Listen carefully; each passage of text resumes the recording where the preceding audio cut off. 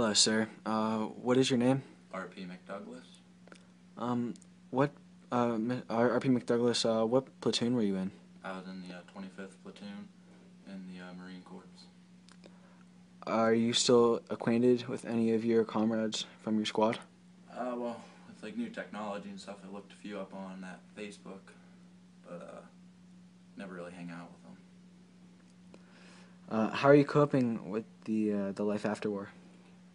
Well, I mean, it's rough. A lot of stuff happened there, and first of all, I don't even know why we were there, and didn't really get any outcome from it. And some of the stuff I had to do, I just don't really want to think about it. How are your comrades coping with the war? When two people from my squad have actually committed suicide, I mean, it's hard seeing your friends getting shot down daily, and it's a rough time down there. I understand. What did your family members think when you volunteered for the war? Well, my dad, he was proud of me. He was a veteran from the Korean War, and he was basically military my whole life, and as far as my mom goes, I mean, it's just like any other mom would be worried about what might happen to me down there, and we needed the money. We were never really we were just a middle class family, and whatever we had to do to make ends meet is what was needed. Did you stay in contact with your family throughout the war? Yes, I did. I would write them letters every day, especially my younger sister. I was pretty close with her, and she was always a role model to her, and I tried to make it seem like everything was okay, even when it wasn't. Did they write back? Yes, they would. Were they? Highlights of my days. I understand.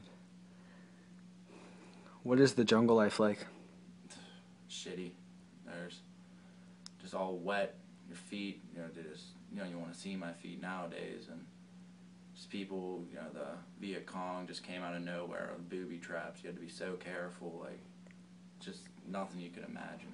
What was going through your head when you were walking through that jungle? God help me. I mean, I knew, like, I could be as cautious as I want. There could still be something I could miss, and just like that, my life could be over. How many Viet Cong did you kill? There's some things I just don't want to remember, and that's one of them. Okay, I understand, Mr. Hood. What do you have to say to the draft dodgers who decided to not enter into the war? I say I wish I was a big enough pansy to avoid the war. I wouldn't have had to seen some of the things I did. Do I respect them? No. But they're lucky. So you think it was a good decision to not enter the war? I think that they saved themselves from torture. Do you think America belonged in the war? When you look at it, what did we get out of it? Nothing. And it's just, if you're going to fight for something, either win it and keep fighting until you get it, and don't just pull out like we did. Like, do we even know what we were doing there? Like, sure, we want democracy, but it's not really our problem. And one more question. Do you regret your decision to enter into the war? I don't necessarily regret it. I mean, I think everything happens for a reason. I don't know how I'd be today, but some things happen I wish that I could have avoided, but overall, I mean, helped shape me who I am today. Thank you very much, RP. Yep.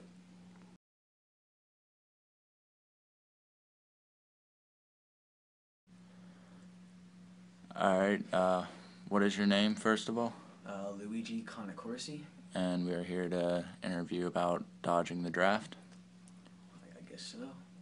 Alright, well first, how old were you, Luigi, when you found out you were drafted?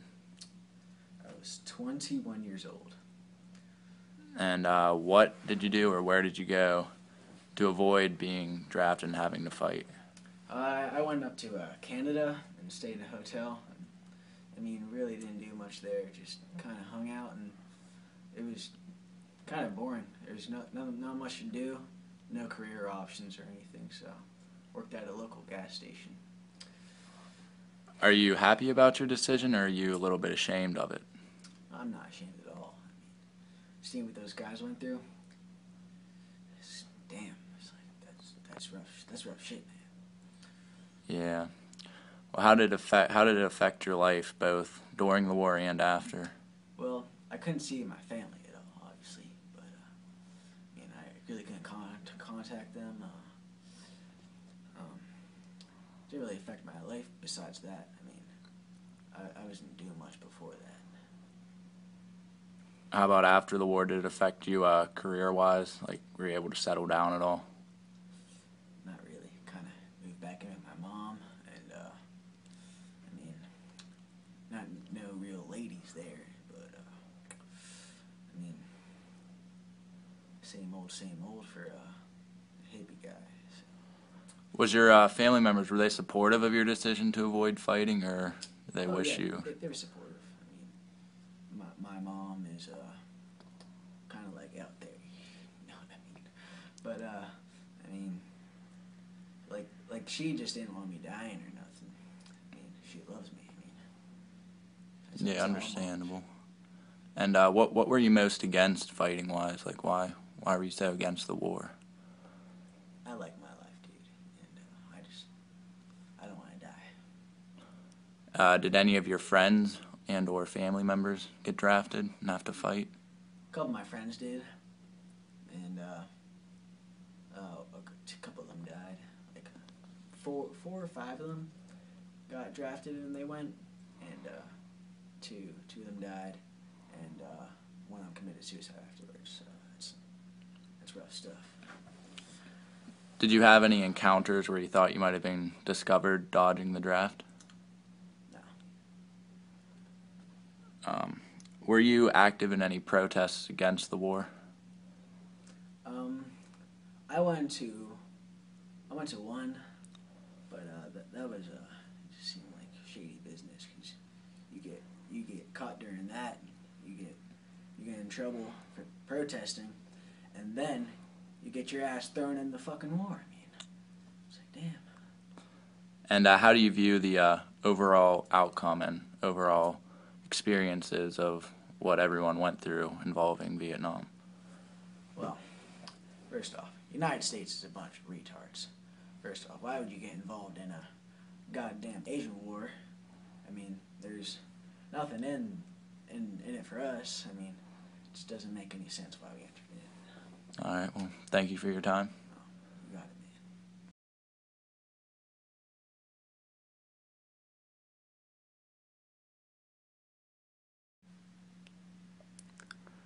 Hi, what is your name? My name is Chris. Hi, Chris. How was the war incorporated in your day-to-day life? Well, me and my family, I was too young at the time to be drafted into the Vietnam War, so I was at home with my family and we would watch it every day on the television and hear about it all the time on the news and all that. How have you and your family reacted to the horrors seen on television? Yeah, it was the first war that was really shown on television, and we really got to see how bad it was, and we were all just really, kind of confused at how, like, some people, how, like, high officials and all that were saying we were winning the war, and then we see on the television that people are being killed, soldiers saying they don't even know what they're fighting for. It just was devastating. How has it changed your everyday life? Well, a lot of my friends have been like my older friends and family friends and all of them were drafted into the war, and it was weird not being able to see them, people you see every day, every Sunday at church, and it just took people away from you, and it just there's really no positive way that it helped. Did you write to any of your friends who were drafted? Yes, we had a family friend, Dale Peterson. We would he would always write to us and always tell us how everything was fine, but he always said like he didn't even know what we were fighting for in that war. How did their families deal with them being drafted? Well, the Vietnam War tore a lot of families apart. A lot of fathers who were veterans were all angry at their kids who decided that they didn't want to go to war. They were against the war. They saw it as unpatriotic, and it tore a lot of families apart, like I said, and the very few were happy about the decision of either having to go to war or parents that their kids didn't go to war. Has it affected your view on how necessary our involvement in the war is? Yeah, it made me feel like we didn't need to be there in the first place. One, it's not our country, and two, we're just sending people over there. They're dying, and what for? It just seemed to be pointless to me. Did you support the war at all? I did not support it, but I also didn't go out of my way to protest it at all. It was just kind of something that was going on, and didn't go out of my way to express my feelings about it. What do you think about the protesters? I think everyone has a right to express how they feel, and that's all they were doing. I feel that the violence that occurred through some protests was unnecessary. And I mean, this country, you're supposed to have freedom of speech and all that. So, like for example, the Kent State, what happened up there, I think that was just unfortunate and just got too far out of hand.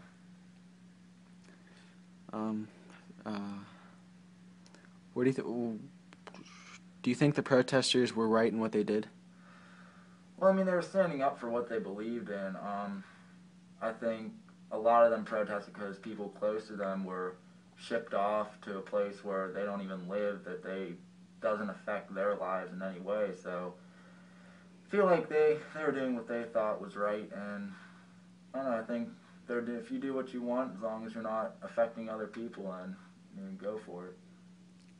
Okay. Thank you very much, Chris. Yep.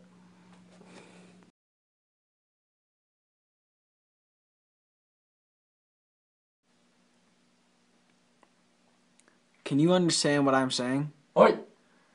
Can you respond in English? There's enough. What is your name? Donisha Naka. Do you believe what the North Vietnamese is doing is right? Da se vaseke da jingcha se vaseke se and da se bose velabitsi sha koneshe vashenta.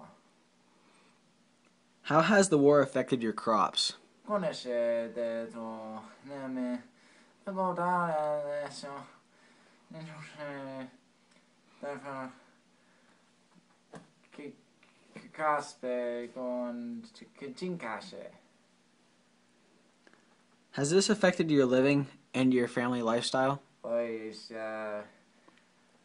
tu se no se que fa fascia cose no se singisce magase. Why are you wearing that mask? Donde se que but contase the film and desde no se and lense. Has Agent Orange affected those around you as well? You say the always father say don't shy now fire no gashe no nasaka. Do you think the Americans belong in Vietnam? No se deputy they come there Do you think this war is useless and wasting all of our time? No se va se come there se and I better can con se don't get this keep pitching go the pitinka clinka think go shoot. Thank you very much for your time. Go say no.